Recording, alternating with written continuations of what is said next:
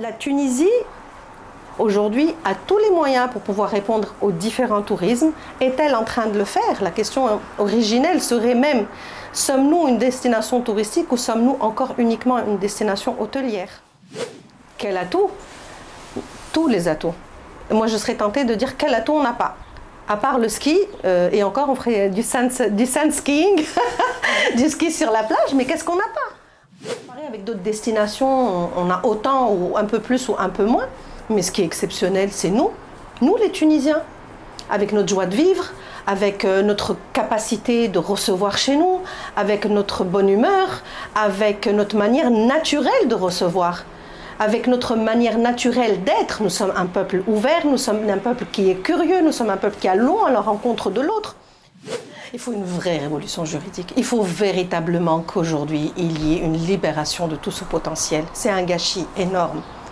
Donc, pour commencer par là, faire confiance, mettre des autorisations, contrôler en aval, mais laisser les gens travailler.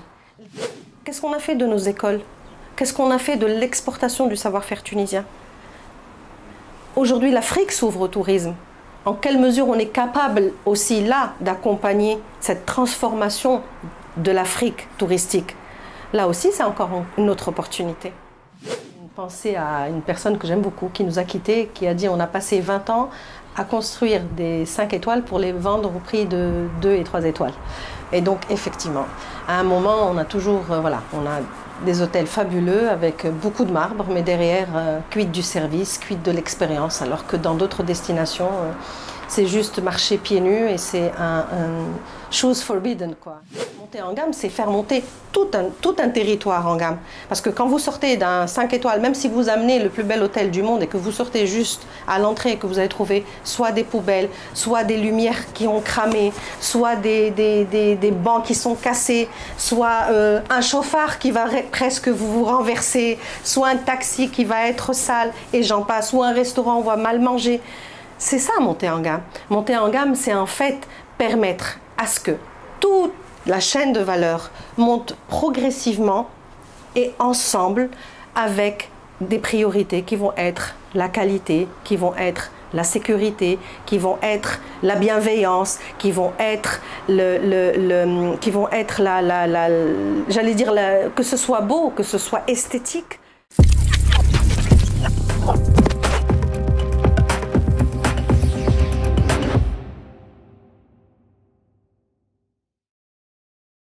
Emel Jaït est une personne qui est engagée depuis 20 ans pour le tourisme en Tunisie, pour l'émergence d'une destination touristique à part entière.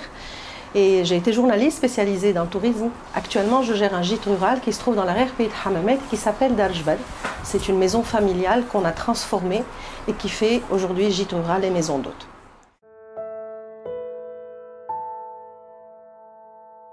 Un gîte rural, c'est un bien, déjà, où il y a une activité agricole, sur laquelle on adosse une activité touristique. C'est une pratique qui a existé un petit peu partout dans le monde. Les Italiens étaient les précurseurs, en fait, à un moment donné où les gens abandonnaient les pratiques agricoles au profit d'aller vers d'autres pays pour l'immigration ou vers les villes.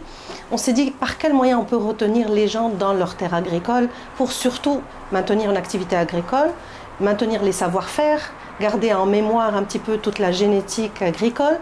Et donc c'est comme ça qu'est venue l'idée de créer une activité touristique qui va soutenir les gens dans leur ruralité, les aider et leur faire un apport financier complémentaire pour justement retravailler sur leurs fermes, sur leurs produits agricoles.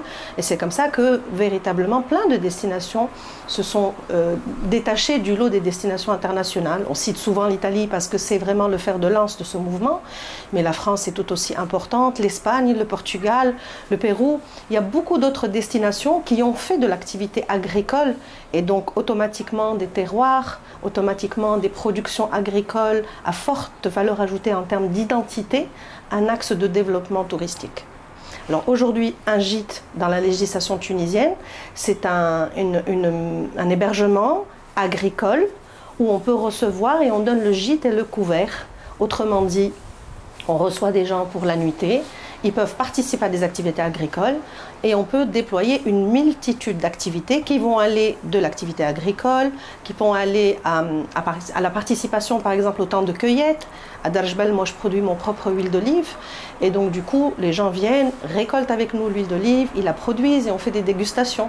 Et de là, ça c'est un petit peu l'offre à Darjbel, c'est vraiment développé et aujourd'hui on fait des ateliers de cuisine, on fait des ateliers de fabrication de pain, on fait même des ateliers autour du jardinage avec vraiment un travail sur le jardin. Et bien entendu, un gîte rural est toujours dans un territoire bien particulier, donc on part en randonnée, on part en pique-nique, on part en chasse au trésor et on part vraiment, on tire au maximum profit de la maison et des terres agricoles, mais aussi des savoir-faire et de la population qui est autour de nous.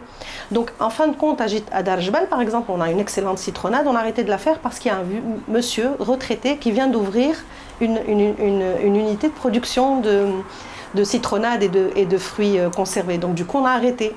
Le pain par exemple, on a notre propre unité de tabouna, on a arrêté de la faire parce qu'il y a une dame chez qui on s'achalande. Et en fait véritablement c'est un cercle vertueux comme ça, où on soutient l'activité autour de chez nous et où finalement quand on arrive, on est vraiment dans une expérience qui va être très agréable. Par moments elle peut être unique et par des fois c'est juste une pause un petit peu hors du temps.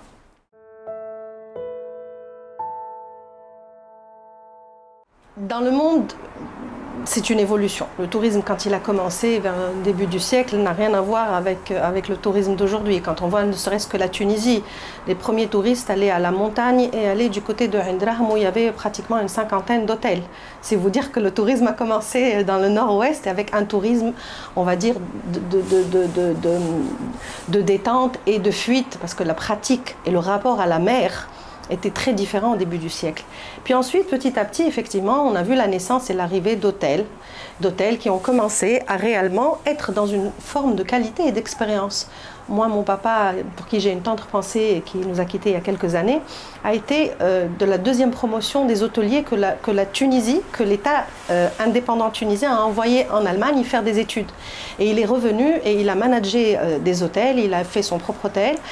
Et toute sa vie, il me parlait d'expériences qu'aujourd'hui on essaye de reconstruire ou reconstituer en Tunisie. Parce qu'en fin de compte, on a malheureusement un petit peu dévié.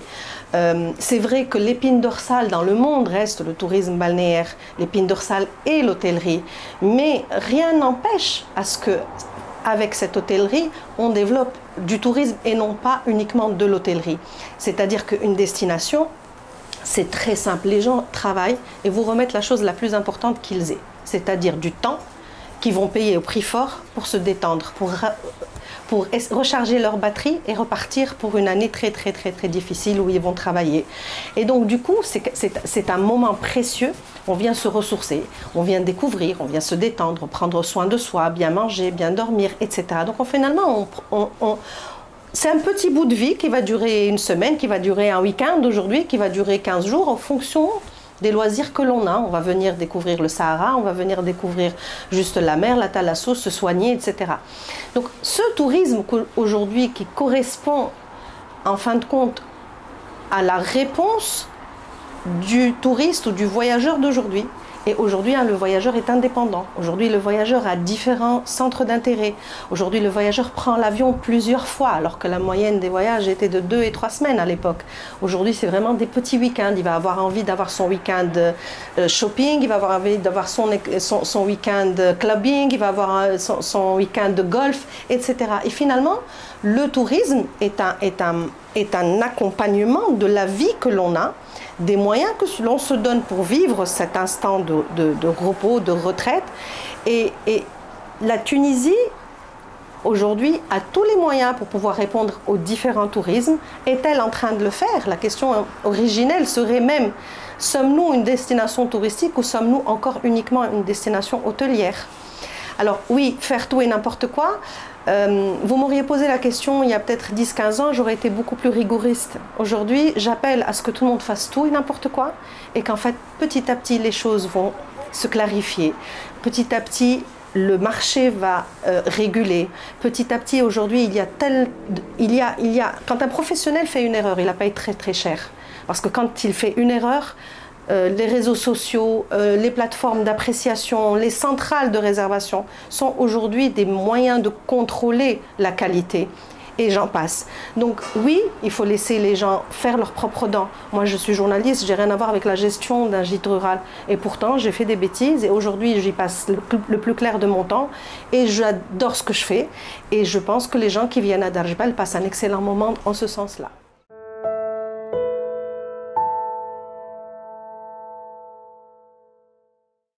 Déjà, celles qui sont visibles. Et la proximité est un atout majeur. Après, qu'est-ce qu'on en a fait ? La question vraiment vaut la peine d'être posée, quoi. C'est vrai que ça sert à rien de rabâcher ce qu'on entend toujours, l'open sky, la mer, voilà, tout ça c'est le cœur même et c'est cet enjeu et cette position stratégique qui est unique. Quel atout? Tous les atouts. Moi je serais tentée de dire quel atout on n'a pas. À part le ski, et encore on ferait du sand skiing, du ski sur la plage, mais qu'est-ce qu'on n'a pas? On est en même temps, on a 7 écosystèmes. En 7 heures de temps, on passe des chaînes zen de Tabarka au Grand Tergue oriental. Une mer exceptionnelle, une mer rocheuse, une mer sablonneuse. Si je vous dis, je serais tentée de vous dire un patrimoine exceptionnel, qu'est-ce qu'on en exploite? Un patrimoine mondial de l'UNESCO, qu'est-ce que ça nous apporte? Des atouts uniques. Moi, je peux vous dire, par exemple, il y a des destinations qui ont acheté des bateaux, des vieux sous-marins, ils les ont coulés dans leurs eaux territoriales et ils font de la plongée sur épave. Nous, on a pratiquement le plus beau cimetière de bateaux au monde, sauf qu'il est strictement interdit de faire de la plongée. On est un pont migratoire pour les oiseaux. La Matanza, du temps où le thon était là, c'était un spectacle à ciel ouvert. Vous arrêtez à Kérouan, vous avez une vente à la criée de tapis, et puis la richesse de la Tunisie en art et tradition populaire est exceptionnelle. Dans le soufisme, la question c'est qu'est-ce qu'on n'a pas? Les atouts, une cuisine exceptionnelle. Et puis je vais vous dire une chose, au-delà de tous ces atouts qu'on pourrait énumérer et se lasser à la limite de les énumérer, parce qu'à la fois ça fait sortir un peu de colère, un sentiment vraiment de colère parce qu'il y a des atouts immenses et que en fait le gâchis est tout aussi immense. Mais moi je vous dirais que le plus beau des atouts, c'est nous. Le potentiel touristique de la Tunisie est immense. Est-ce que c'est des produits? Non. Est-ce qu'ils sont mis en tourisme? Non. Donc bon, c'est un énorme débat. Et puis par-dessus tout, c'est vrai que quand on compare par rapport aux autres destinations, nous avons des destinations exceptionnelles et c'est pas pour rien qu'on a été parmi les premières destinations qui se sont investies et qui ont investi dans le tourisme. Il y a des destinations qui s'y sont mises il y a 5-10 ans, alors que nous, ça fait 50 ans, ça fait 60 ans qu'on est dans le tourisme. Donc ça prouve bien que nous avons un potentiel énorme. Et puis, là, je vous dirais peut-être qu'à comparer avec d'autres destinations, on a autant ou un peu plus ou un peu moins. Mais ce qui est exceptionnel, c'est nous les Tunisiens, avec notre joie de vivre, avec notre capacité de recevoir chez nous, avec notre bonne humeur, avec notre manière naturelle de recevoir, avec notre manière naturelle d'être. Nous sommes un peuple ouvert, nous sommes un peuple qui est curieux, nous sommes un peuple qui allons à la rencontre de l'autre. Moi, j'ai le souvenir, quand je travaillais dans le monde du maïs, et que les Russes arrivaient, en 2 temps, 3 mouvements, je regardais autour, tout le monde parlait russe. Donc ça veut dire qu'il y a une forme d'adaptabilité chez le Tunisien. Et de toute façon, je vais vous dire une chose, le Tunisien qui ne trouve pas sa place ici, qui n'arrive pas réellement à s'épanouir dans le secteur du tourisme, allez chercher un peu dans d'autres destinations. Il y a une destination que je nommerai pas et que je jalouse d'ailleurs beaucoup. 50% de leurs directeurs, ce sont des Tunisiens. On est effectivement, on perd nos médecins, on perd nos ingénieurs, mais qui parle du monde du tourisme, à part les jeunes qui ne veulent plus s'y investir pour d'autres raisons, mais les bons et ceux qui croient dans le secteur et qui ont réellement trouvé des filons pour partir dans le Moyen-Orient ou pour partir en Europe, ils sont tous partis, ils sont très bien payés et ils sont excellents, excellemment performants. Le nombre de Tunisiens qui gèrent et qui sont dans le top management aujourd'hui de chaînes internationales hôtelières, ça vient aussi de là. Et je pense précisément que sur toute la chaîne, entre l'accueil, entre le pêcheur avec qui on pourrait partager un moment de pêche sur une barque qui a été inscrite au patrimoine de l'UNESCO à Qarqna, ou partir faire de la brique pisée avec quelqu'un à Touzr, et 3 minutes après se retrouver en plein à Djerba à vivre une expérience extraordinaire ou un massage extraordinaire, c'est ça aussi la Tunisie. Les produits, mais les produits portés par des hommes et des femmes qui aiment recevoir et qui savent recevoir.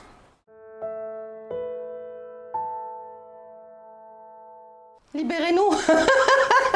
Il faut une vraie révolution juridique. Il faut véritablement qu'aujourd'hui, il y ait une libération de tout ce potentiel. C'est un gâchis énorme. Donc, commencer par là, faire confiance, mettre des autorisations, contrôler en aval, mais laisser les gens travailler. Laissez les gens travailler, faites-leur confiance. L'État a beaucoup investi. Il a beaucoup investi dans des ports aujourd'hui sans bateau. Il a investi, ou en tout cas c'est de grands garages. Il a investi dans des aéroports où il n'y a pas d'avion. Il a investi dans des golfs où il y a peu de golfeurs. Il a investi partout. Mais à un moment, tu prépares en tant qu'État l'infrastructure, tu as produit ou tu as contribué et tu as mis à l'école, formé des gens, pour qu'aujourd'hui ils investissent, pour qu'aujourd'hui ils travaillent, pour qu'aujourd'hui ils lèvent des capitaux pour aller monter leur entreprise, pour recruter. Faites confiance. Mettez des lois, contrôlez en aval, faites confiance et libérez les Tunisiens. Libérez cette jeunesse qui a, sans avoir, sans paraître un petit peu nostalgique, mais je ne sais pas qui c'est. J'ai vu sur une publication dernièrement quelque chose qui faisait référence au golfe de Touzr. Quelque chose qui faisait référence au clubbing, où il y a une dizaine d'années, on était une destination internationale pratiquement de clubbing. J'ai participé dernièrement à un jury dans le maïs. Je me rappelle, on faisait des repas exceptionnels, on faisait des événements, on faisait des incentives, on faisait atterrir des avions, on les faisait repartir avec le coucher du soleil, on allait sur des sites archéologiques UNESCO, où on pouvait effectivement organiser des cocktails, recevoir, faire travailler des gens sur des mosaïques, sur des reproductions. Mais on a fait des choses fabuleuses. Aujourd'hui, ça n'est plus possible. Donc, à comparer avec 10 ans, avec 20 ans en arrière, on a extrêmement régressé. Régressé pourquoi? Régressé parce qu'on n'a plus d'espace pour pouvoir faire les choses. En fait, on a commencé à tailler. Oui, le tourisme peut quitter la Tunisie. Le tourisme a quitté des destinations touristiques tunisiennes. Nafta a été touristique, il y a tellement Nafta a été touristique, le Sud a été touristique et pendant presque 7 ou 8 ans ou 10 ans après la Révolution, il ne l'a plus été, c'était fermé et pratiquement le parc roulant a disparu, les chameliers ont disparu, les caravanes ont disparu. Moi j'ai des souvenirs précis aussi de Guebs, de l'oasis maritime de Guebs. Mais c'était une destination incroyable, c'était la seule oasis maritime au monde. Le nombre de calèches, il y avait 200-300 calèches devant l'oasis, aujourd'hui c'est terminé. Donc penser que le tourisme peut, ou que la Tunisie peut ne plus être touristique, oui, bien sûr que c'est possible. Alors franchement, on a beaucoup trop à perdre. Si on peut la remplacer par du pétrole et du gaz, ça saurait. Le tourisme est à part son employabilité, à part le fait que c'est extrêmement rapide. On investit aujourd'hui très rapidement, ça se met en place. Aujourd'hui, avec la durabilité, avec la multiplicité des destinations, avec la multiplicité des produits, avec la demande qui est mature, d'autres destinations ont contribué à faire évoluer la demande et à la rendre mature. Aujourd'hui, si on fait une offre, qu'elle soit dans l'agritourisme, ou qu'elle soit dans le clubbing, ou qu'elle soit dans la mobilité par exemple, ça démarre très vite, ça peut redémarrer très vite. Et donc du coup, vraiment, libérer le potentiel de la Tunisie, libérer le potentiel touristique de la Tunisie, créer de la valeur, créer une belle image, créer une vraie notoriété pour toutes les destinations. La cuisine est exceptionnelle. Ce qui se passe aujourd'hui, les expositions en France les plus belles exposent les costumes tunisiens. Les meilleurs restaurants au monde se conjuguent la shakshuka. Et nous, on en est encore là à se dire touristique, pas touristique, zone touristique, pas zone touristique. Donc réellement, faites confiance, faites-nous confiance, faites confiance à la Tunisie pour qu'elle puisse se libérer et pour qu'elle puisse développer une vraie offre touristique. Où est-ce qu'il faut être dans 10 ans, pour regarder dans 10 ans? Comment est-ce qu'on peut imaginer des destinations touristiques tunisiennes? Ben déjà, moi, toute la Tunisie, je la vois touristique. Aujourd'hui, la tendance, elle est à l'expérience, elle est à l'immersif. Tout le potentiel tunisien, qu'il soit en termes d'art et tradition populaire, qu'il soit en termes de patrimoine, qu'il soit en termes de nature, tout est à faire. En fin de compte, vous savez, la Tunisie est encore à l'étape brute. Il n'y a qu'à mettre les 10 tendances, les 4-5 tendances, la santé est là, tout le littoral est là avec tous les ports qui sont là, il y a de quoi développer. L'hôtellerie en elle-même est une immense opportunité, avec le nombre de lits qu'on a perdu, le nombre de structures vieillissantes, c'est une énorme opportunité. Le Sahara, aujourd'hui, avec toutes ces destinations qui ont fait le lit et qui font la promotion de la nuitée sous les étoiles et de la nuitée dans le désert, c'est possible. Nous, on n'a pas un désert, on en a 3. On a le désert maritime, on a le désert rocailleux, on a le désert de sable. Donc, et derrière, tous ces mix possibles, culture et désert, gastronomie et désert, santé et désert. Aujourd'hui, il y a de la place, la population est vieillissante. Aujourd'hui, il y a de la place pour devenir une véritable destination pour les silver et pour les troisième âge et pour les retraités. Bien sûr, mais choisissons. Moi, je pense aujourd'hui qu'on a une capacité à réellement se positionner. C'est clair que, par exemple, si on veut être une destination golfique, on n'a plus le terrain nécessaire. Il faudrait trouver de la place pour mettre 50 terrains de golf. Peut-être trop tard. Mais en tout cas, retravailler sur une offre cohérente, où on va imaginer un touriste qui serait bien accueilli, qui passerait des expériences d'exception et qui va pouvoir imaginer et qui va pouvoir avoir une expérience culturelle authentique en mettant un peu plus d'immersion avec les nouvelles technologies. Aujourd'hui, tout est à faire sur les sites archéologiques, mais quand je vous dis moi qu'on n'a pas l'ombre d'un son et lumière encore, pourquoi voulez-vous que j'aille chercher midi à 14 h? Aujourd'hui, on n'a pas un son et lumière en Tunisie. On n'a pas aujourd'hui une offre plaisance ou une offre sortie en mer, à part les bateaux pirates qui datent d'il y a 70 ans. Donc on est tellement en retard que tout est opportunité. Maintenant, reste à savoir au niveau de l'État quels sont les moyens qu'il va pouvoir mettre en place. Et encore, il y a des choses où il suffit juste de défraîchir ce qu'il y a. Quand on pense par exemple à tout ce qui est hydravion, il y a des pistes qui datent de la colonisation qu'il faudrait juste débroussailler et mettre en place. On a par exemple des grottes du côté de l'Ousletia qui sont probablement les plus grandes et les plus belles grottes d'Afrique, où il suffirait de mettre 3-4 balises, 2-3-4 monte-charge et de permettre une expérience aussi exceptionnelle. Tout ça est possible. Maintenant, qu'est-ce qu'on veut? Est-ce qu'on veut encore du tourisme? Est-ce qu'on veut lever toutes les restrictions qui sont liées au tourisme? C'est ça la vraie question. On peut créer des destinations en 2 temps 3 mouvements sans même mettre 1 mètre cube de béton armé sur des destinations mobiles. Les destinations en Italie, ils travaillent dans le sport d'hiver en hiver et ils descendent sur la côte amalfitane et en Sicile l'été. Et c'est les mêmes gens. Le tout, c'est d'avoir des professionnels, c'est d'avoir une main-d'œuvre qualifiée. Mais même là, on a des opportunités. Qu'est-ce qu'on a fait de nos écoles? Qu'est-ce qu'on a fait de l'exportation du savoir-faire tunisien? Aujourd'hui, l'Afrique s'ouvre au tourisme.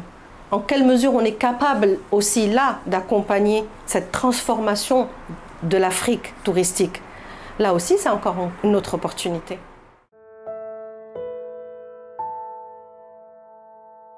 La question, elle est terrible, hein, parce qu'elle porte véritablement la signature d'un échec, hélas, cuisant. Et j'ai encore une pensée à une personne que j'aime beaucoup, qui nous a quittés, qui a dit on a passé 20 ans à construire des 5 étoiles pour les vendre au prix de 2 et 3 étoiles. Et donc, effectivement, à un moment, on a toujours, on a des hôtels fabuleux avec beaucoup de marbre, mais derrière, quid du service, quid de l'expérience, alors que dans d'autres destinations, c'est juste marcher pieds nus et c'est un shoes forbidden, quoi. Donc, oui, effectivement, monter en gamme, tout le monde le dit. Alors, est-ce que ça passe uniquement par des normes? Est-ce que ça passe par par une refonte totale de la formation au niveau de la main-d'œuvre spécialisée en Tunisie. Il n'y en a plus. Est-ce que ça passe uniquement par une réhabilitation des structures? Oui, l'hôtellerie tunisienne est vieillissante, mais pas que. Parce qu'en fin de compte, la montée en gamme, on a tendance à trop taper sur les structures hôtelières, mais ce n'est pas eux les seuls responsables. Monter en gamme, c'est faire monter tout un territoire en gamme. Parce que quand vous sortez d'un 5 étoiles, même si vous amenez le plus bel hôtel du monde et que vous sortez juste à l'entrée, que vous allez trouver soit des poubelles, soit des lumières qui ont cramé, soit des bancs qui sont cassés, soit un chauffard qui va presque vous renverser, soit un taxi qui va être sale, et j'en passe, ou un restaurant où on va mal manger. C'est ça, monter en gamme. Monter en gamme, c'est en fait permettre à ce que toute la chaîne de valeur monte progressivement et ensemble avec des priorités qui vont être la qualité, qui vont être la sécurité, qui vont être la bienveillance, qui vont être j'allais dire que ce soit beau, que ce soit esthétique. Hammamet a été à un moment donné une des destinations mondiales du tourisme. Est-ce qu'aujourd'hui elle est capable de le redevenir? On n'a pas de, la construction anarchique nous a complètement détruits. Est-ce que ça passe par une réhabilitation totale? Est-ce qu'on peut le faire aujourd'hui? La question, elle mérite d'être posée. Alors si véritablement on ne monte pas tout en gamme, on ne s'en sortira jamais. Parce que tout simplement, le plus bel hôtel, à moins qu'il soit dans un petit îlot, il ne peut pas donner plus qu'il ne peut. Et c'est la montée de toutes les destinations, avec bien entendu tout le travail sur la notoriété, sur l'image, sur la communication, sur le produit. Aujourd'hui, on se pose souvent des questions qui sont relatives au marketing ou à l'image ou à l'investissement qu'on va mettre pour promouvoir des destinations. Mais la question de fond, selon moi, c'est le produit. Est-ce qu'aujourd'hui, on est capable, est-ce qu'on a un inventaire précis des produits? Est-ce qu'on a un inventaire précis d'opérateurs aujourd'hui qui sont au niveau de standards internationaux et qui peuvent réellement offrir un produit de standard international? Elle est là la question.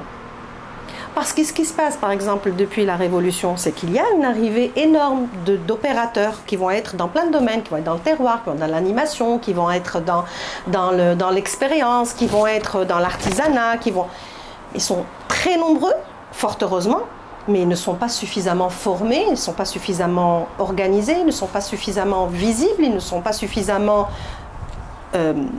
prêts pour réellement s'attaquer à une demande internationale.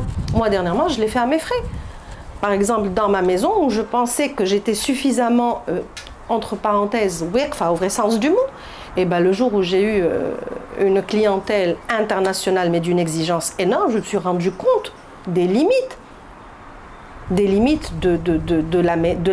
moi-même déjà, des limites de l'établissement, des limites de ce qui l'entoure, les limites de la route, et les limites de plein de choses.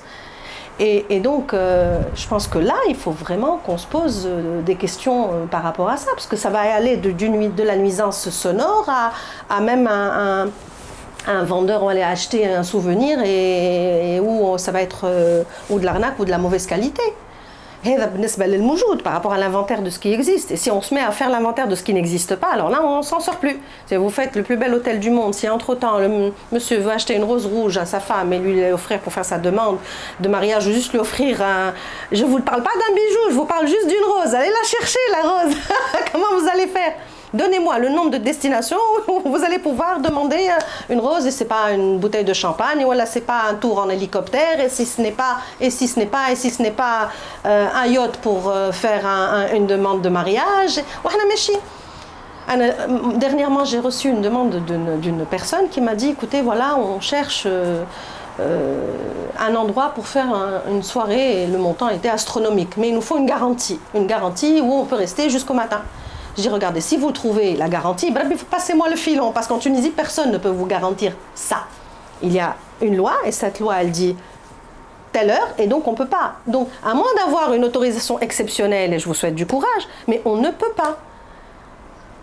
Et donc, en fin de compte, encore une fois, on est sur de la demande basique, pour des clients basiques, qui souvent, malheureusement, ont choisi, si on parle de demande internationale, choisi un prix, et non pas une destination. Et pour le gros du volume régional dont on se targue à droite et à gauche, c'est tout simplement le tourisme régional. Et encore là aussi, il y a de vraies opportunités par rapport au tourisme algérien ou à la libyen. Mais est-ce qu'on a fait de véritables produits pour eux? Est-ce qu'on a... La réponse est approximative. Et après, les Tunisiens qui vivent à l'étranger, écoutez, aujourd'hui ils reviennent encore parce que les parents sont encore là, parce que les parents qui sont notre génération et un petit peu plus jeunes, un peu plus vieux. Mais est-ce qu'on s'est posé la question dans 20, 30, 40 ans, quand nous on sera trop vieux et on serait déjà partis, est-ce qu'ils reviendraient? Je ne veux pas faire de parallèle, mais il nous est arrivé là aussi de perdre un segment de clientèle qui ne vient presque plus parce qu'elle n'a plus d'attache. Et donc là aussi, les questions se posent. Où est-ce qu'on veut aller? Parce qu'au-delà de tout, le tourisme est de la transmission. Au-delà de tout, le tourisme est une rencontre. Au-delà de tout, le tourisme est un moment, c'est un instant. Un instant de partage, c'est un gros business, bien entendu, mais on est dans du business de la chose la plus importante qui est l'être humain. L'être humain, sa santé morale passe entre autres par les vacances, passe entre autres par se détendre et se reposer et se ressourcer, passe entre autres par un lieu de sociabilité. Et nos destinations, nos maisons, nos hôtels, nos restaurants, nos lieux de vie sont des lieux de vie pour nous et des lieux de vie pour des gens qui nous viennent de l'étranger.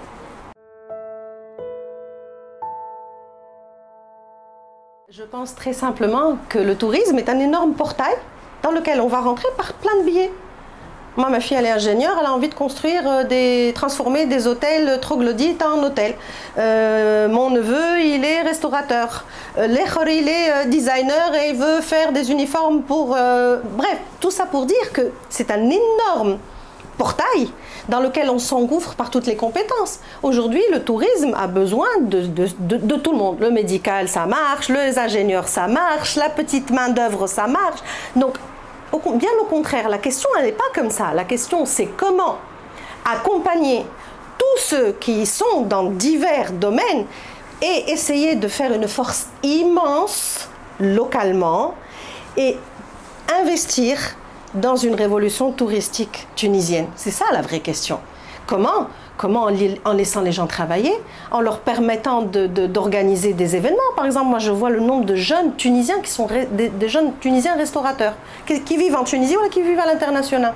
Mais si on les laissait organiser des événements autour de la cuisine, mais autour de la cuisine avec tout le reste, avec le happening culturel, avec le clubbing, avec des pique-niques éphémères, avec des choses... Mais bien sûr que ça marcherait, parce que vous voulez me faire croire qu'aujourd'hui, avec toutes les interdictions qu'il y a malheureusement, très rapidement on déchante et très rapidement on va faire ailleurs ce qu'on fait. Moi je connais un petit peu le paysage des jeunes qui ont évolué dans le tourisme par exemple, mais ils ont monté des DMC par exemple au Portugal, à Dubaï, ils sont partis pour faire une chose, ils se sont retrouvés à faire carrément autre chose, ils sont partis ingénieurs à travailler à Abidjan, ils se sont retrouvés à faire de l'événementiel. Donc tout ça pour dire que le tourisme est une immense opportunité. Je pense que si aujourd'hui il y a un désamour des compétences, c'est parce qu'il y a un désamour du discours officiel, c'est parce que l'attitude de l'État, ou en tout cas des gouvernants post-révolution, et même avant la révolution, les dernières années étaient vraiment des années où on se disait, allez, on a mis 10 ans à atteindre des objectifs de 10 ans d'avant, quoi. Donc à partir du moment où il n'y a pas une politique claire, moi je me suis amusée à faire un tout petit test. J'ai regardé un peu Startup Act, et puis j'ai vu un peu, il y a 4-5 ans, j'étais à l'époque peut-être 3 ans, en train d'écrire un article, j'ai vu un petit peu là où il y avait un croisement avec le tourisme. Ils étaient plus de 50%, où il y a un croisement possible avec le tourisme. Et donc là, encore une fois, voilà, les opportunités, elles sont là, il faut les accompagner, il ne faut pas les bloquer, bien au contraire.